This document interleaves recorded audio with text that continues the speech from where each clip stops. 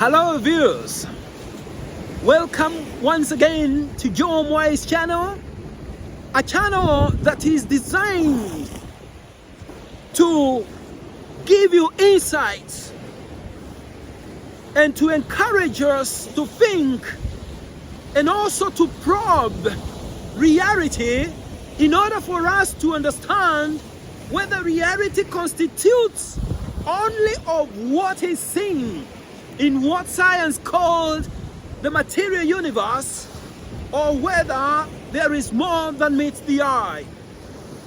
In my last video, I stated that in order for us to be able to understand that, we needed to understand our brain.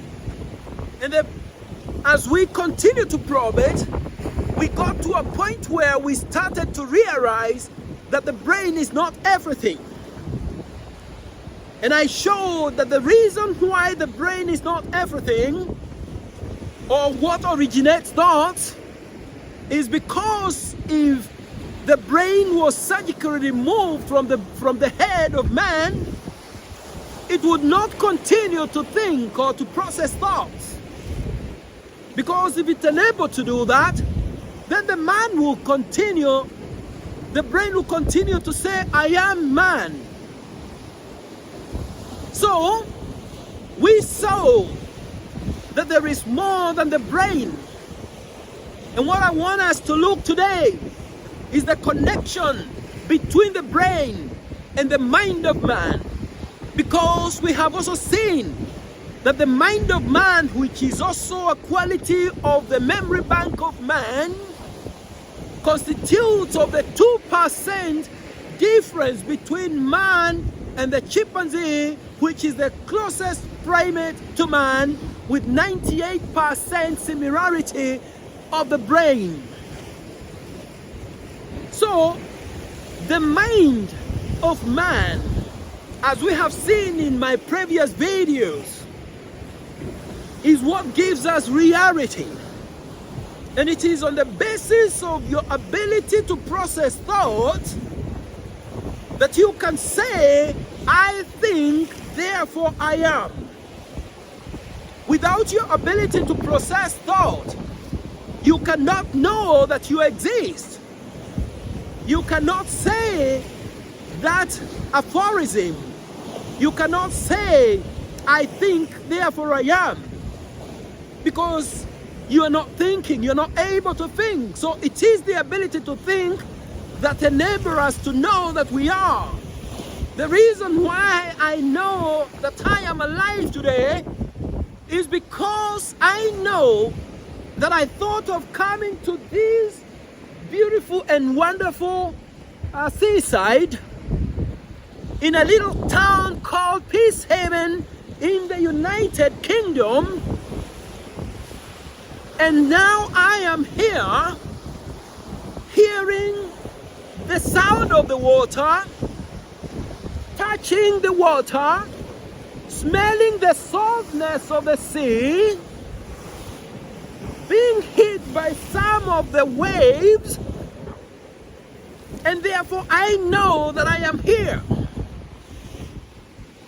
But an animal will not know that. It will not know that it's here. And that's why we are told that animals use instinct. But man does not use instinct. Man uses mind to process thought. Man uses mind to think. And therefore, we can safely come to the conclusion that it is the mind of man that processes thought, and then those thoughts are transmitted somehow into the cells or the neuroscience, as we found out in my last video, and transmitted throughout the body. So, man is more of mind than more of brain. Another thing that we saw in my video, my last video, is that if the brain was everything, And the brain works with the 5 common senses, including the sense of sight, the sense of touch, the sense of sound, the sense of smell, the sense of odor. A person born without any one of those senses, for example, the sense of sight, a blind man, would be considered less of a human being on the basis of that aspect that he doesn't have. And equally so with a person born without the sense of sound, a deaf person. And I would like us to do a thought experiment at this juncture. I would like us to consider a person without the sense of sight. Do we say that the person is less of a human being because he has no sense of sight? No, not at all. We still say that the man is a human being like you and I, but he's less advantaged or more disadvantaged in relation to connection with the material sense of reality, because whereas you with a sense of sight can see, a blind person cannot see. But the person is equally a being like you and I. So if the person is equally a being like you and I, then it means that even if that similar person was born without a sense of sight and also a sense of sound, both blind and deaf, the person is still a being like you and I, but he's much more disadvantaged in matters relating, connecting with the material sense of reality. And what we saw in one of my previous videos is that the material sense of reality is given to our mind from an external source. These senses, or what Paul calls in the book of Romans in the Bible, the members of the body. Now, if that is the case, then it implies that if a person has no sense of sight, no sense of touch, no sense of sound, no sense of smell, no sense of odor, the same person is a being. But now he's totally disconnected with the members of the body that connect him with this material sense of reality. And whenever we go to a funeral, that is why we say that the man has gone to be with the Lord. The person is no longer with us. But we know that the spirit is somewhere, the soul is somewhere out there. But we don't know where. But from a religious perspective, we are told that the person has gone back to where they came from, to heaven, to his maker. But let us also try to understand this from a different perspective. And that perspective is that if mind is what processes thought, does that imply that the mind can survive without the brain, and in extension without the other members of the body, i.e. the 5 corporeal senses? And from a metaphysical perspective, I will tell you, yes, it can happen. It can happen on the basis that if mind is not a part of the brain, then mind is not external with the brain and the members of the body. But from a metaphysical perspective, the mind is internal. It is internal to the material sense of reality. And that is how we can be able to understand that when a person is totally disconnected from the material sense of reality, from the 5 common senses, the soul has not died with that person, but has gone back to its maker. And as we start to actually connect that, although a lot of question arises in the process, it becomes much more easier for us to deal with those questions. And this is what this channel aims to do. And this is what we shall continue to present to you. This is what this channel will continue to discuss with you and to give you insight based on the research that I have done and based on the material, on the metaphysical reasoning and metaphysical understanding. So I want you to continue walking with me in this walk where I give you insight, where we discuss, and I have given you, I have urged you, and I continue to urge you to make your comment as you watch this video, to ask questions so that we can continue to engage in a meaningful discussion. But to go back to my point on the importance of the mind, from a metaphysical perspective, research has shown that the mind of man is or originates from a universal intelligence. And this universal intelligence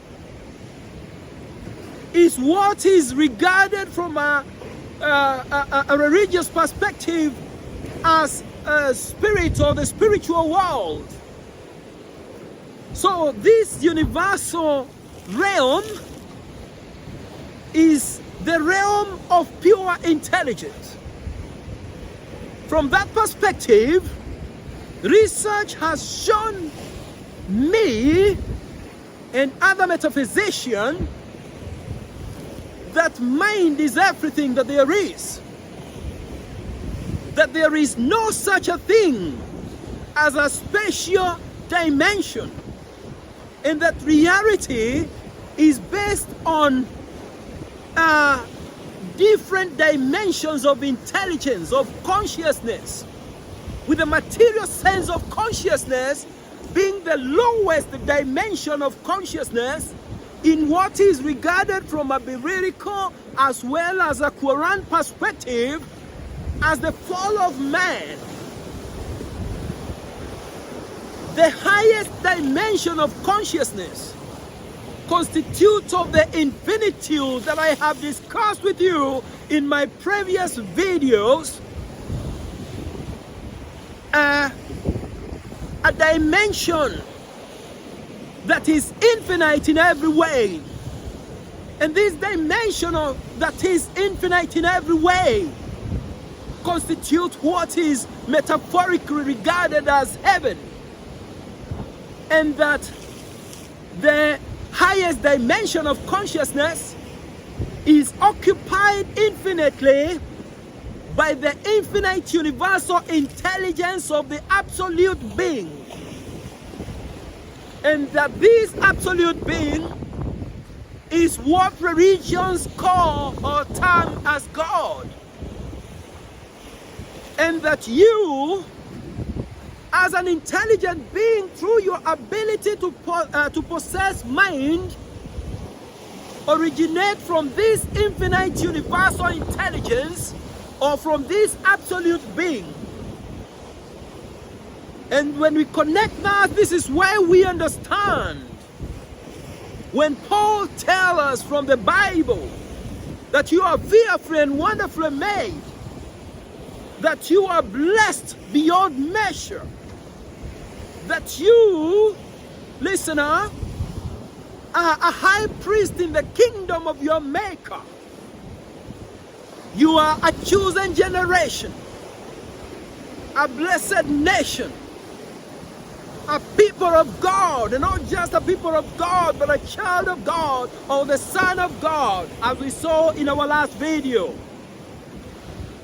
You are a high priest in the kingdom of God. And as we continue with our video recordings, I will show you how this is so, how this is the case.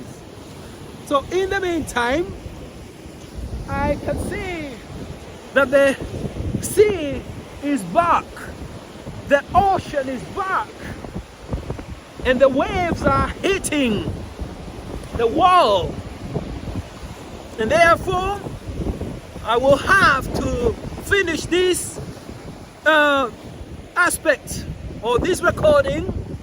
But as I do that, once again, I would like you to continue liking this channel, to continue subscribing to this channel, to continue sharing this channel with like-minded people, with family and friends, that they may also benefit from the insight of Joe Mwai, and that you may also make your comments and ask questions, that we may come together and let's reason together. In the meantime, my dear listener, adios amigo.